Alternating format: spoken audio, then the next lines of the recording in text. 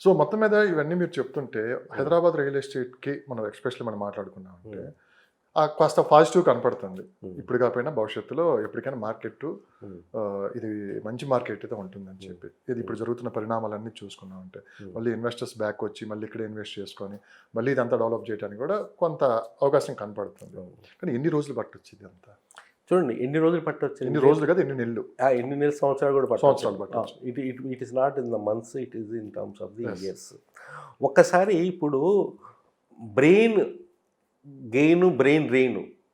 India నుంచి skilled man power, highly technical persons America వెళ్ళి settle అయ్యి ఎర్న్ చేసేవాళ్ళు. అది బ్రెయిన్ డ్రెయిన్ అనేవాళ్ళు. ఇప్పుడు బ్రెయిన్ గెయిన్ అవుతానికి ఇండియాలో కూడా there certain policies are expected to come to attract the NRIs to come and settle in India.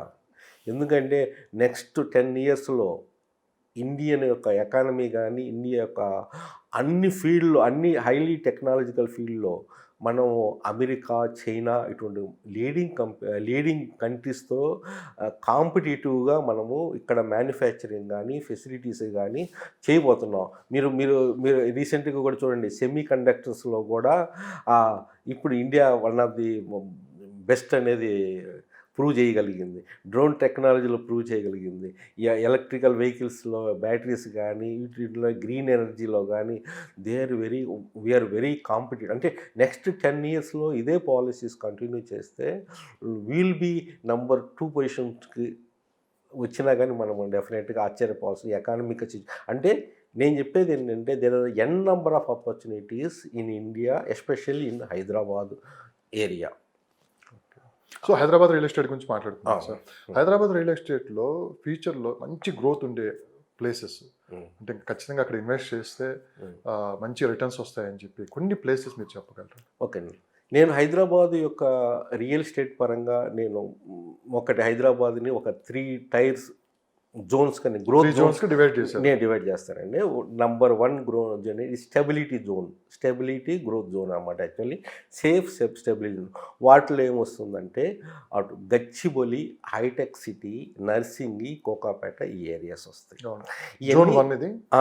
Tyre 1. Tier 1 sir. Tier 1. ఈ టైర్ 1 గ్రోత్ జోన్. హ్మ్. ఇందుట్లో ఏంటంటే ఇన్కమ్ హై ఎక్స్‌పెక్టేషన్ ఉండకపోవచ్చు. But ఆర్గానికల్‌గా ఇది develop అవ్వటానికి అవకాశం ఉంది.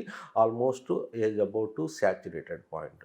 ఇందుట్లో ఏంటంటే ఇన్వెస్టర్ పరమైన రెంటల్ ఇన్కమ్ అనేది ఇక్కడ ఉంటుంది. సేఫ్టీ అనేది ఉంటుంది. ఎందుకంటే ఐటీ అనేది ఇక్కడ కాన్సంట్రేషన్ అయింది. ఇక్కడ ఎంఎన్‌సి కంపెనీస్ వస్తున్నాయి. ఇంకా వస్తున్నాయి. నియోపోలిస్ ఆ ప్రాంతంలో ఇంకా రాబోతున్నాయి. వీటి వల్ల ఏంటంటే రెంటల్ ఇన్కమ్ కానీ, క్యాపిటల్ అప్రిషియేషన్ కానీ సర్టెన్ వరకు ఉండబోతుంది. కానీ కొత్తగా ఇన్వెస్ట్‌మెంట్ చేయాలనుకున్న వాళ్ళకి it is very difficult. Affordability అనేది లేదు. అది నంబర్ 1 మీరు గ్రోత్ సెంటర్స్ చూసుకుంటే. కానీ ఇది ready to almost except Neopolis almost అన్ని ప్లేసులు నేను చెప్పిన ప్లేసులు అన్నీ రెడీ టు మూవ్ అనమాట. ఎవరైతే డబ్బులు ఉండి ఇన్వెస్ట్మెంట్ చేస్తారో, ఇన్కమ్ బాగా వస్తుంది, స్టెబిలిటీ ఉంది, రిస్క్ లేదు, ఇటువంటి వాళ్ళకి ఈ కాన్సెప్ట్‌లో ఉండే వాళ్ళకి అది బెస్ట్ అనమాట. టైర్ 2 వచ్చేలేకే నెక్స్ట్ వచ్చేలేకే ముఖ్యంగా మీరు ఇక్కడేంటంటే హై గ్రోత్ ఉండబోతుంది. High growth Tukkuguda, Shamshabad Shamshabad area, Kollur, Patancheru ఈ ఏరియాస్‌లో, పటాన్చెరు, శంకరపల్లి ఈ ఏరియాస్‌లో ఏంటంటే ఫ్యూచర్‌లో మంచి గ్రోత్ ఉండబోతుంది. ఇది ఇది ఎందుకంటే ఇప్పుడు అఫోర్డబిలిటీ చాలా వరకు ఉంది కంపేర్ టు దిస్. ఫ్యూచర్‌లో ఇప్పుడు ఎలా అయితే గచ్చిబౌలి, కోకాపేట డెవలప్ అయినాయో ఈ ఫ్యూచర్‌లో కూడా ఈ శంకరపల్లి, కోకాపేట నెక్స్ట్ కోకాపేట లాగా అవ్వచ్చు. అట్లానే తుక్కుగూడ, రావిరియాల, శంషాబాదు, ఎందుకంటే సౌత్ హైదరాబాదు, వెస్ట్‌లో శంకరపల్లి ఈ ప్రాంతాలు మంచి ఫ్యూచర్‌లో మంచిగా డెవలప్‌మెంట్ అవ్వటానికి అవకాశం ఉందన్నమాట.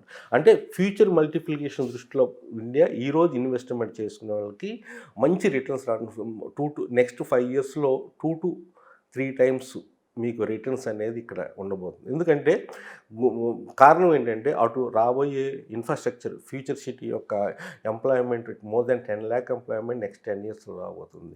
అటు శ్రీశైలం హైవే కానీ, నాగార్జున సాగర్ హైవే కానీ ఎక్స్పాన్షన్ మోడ్లో ఉంది.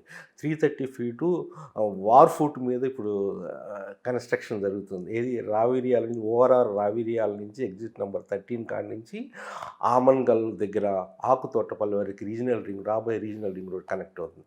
అది కూడా వస్తే ఏంటంటే it will become a really game changer. ఎందుకంటే దానికి అటువైపు 1 కిలోమీటర్ ఇటువైపు 1 కిలోమీటర్ గవర్నమెంట్ కూడా ఏంటంటే ఎక్వైర్ చేసి దాన్ని ఆక్షన్గా చేసేసి ఏకర్స్లో అమ్మేసి దాన్ని డెవలప్మెంట్ చేయబోతున్నారు.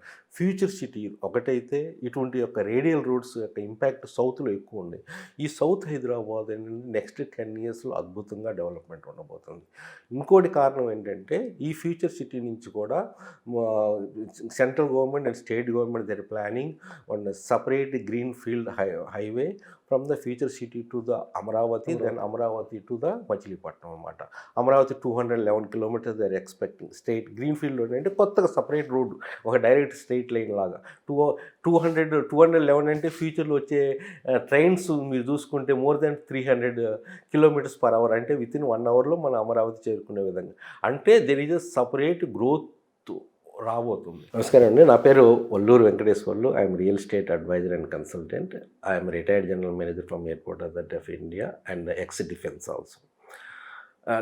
ఇప్పుడు ఈ రియల్ ఎస్టేట్ పరంగా ఏదైనా కానీ మీకు డౌట్స్ ఉన్నా కానీ ఏ టైంలో కానీ you can contact me, preferably WhatsApp. డెఫినెట్గా I will give a response. My phone number is 812-174-8850. మా ఆఫీసు కూడా కొక్కపేటలో ఉంది, near SRR river view project దగ్గర, అంటే రాజపుష్ప రిగాలి ఎదురు రోడ్ అనమాట. డెఫినెట్గా నేను ఒకసారి కలిస్తే ఇంకా బాగుంటుంది. ఎందుకంటే ఫోన్లో మనం అన్నీ మాట్లాడుకోలేము, బట్ ఓన్లీ జెన్యూన్ కస్టమర్స్.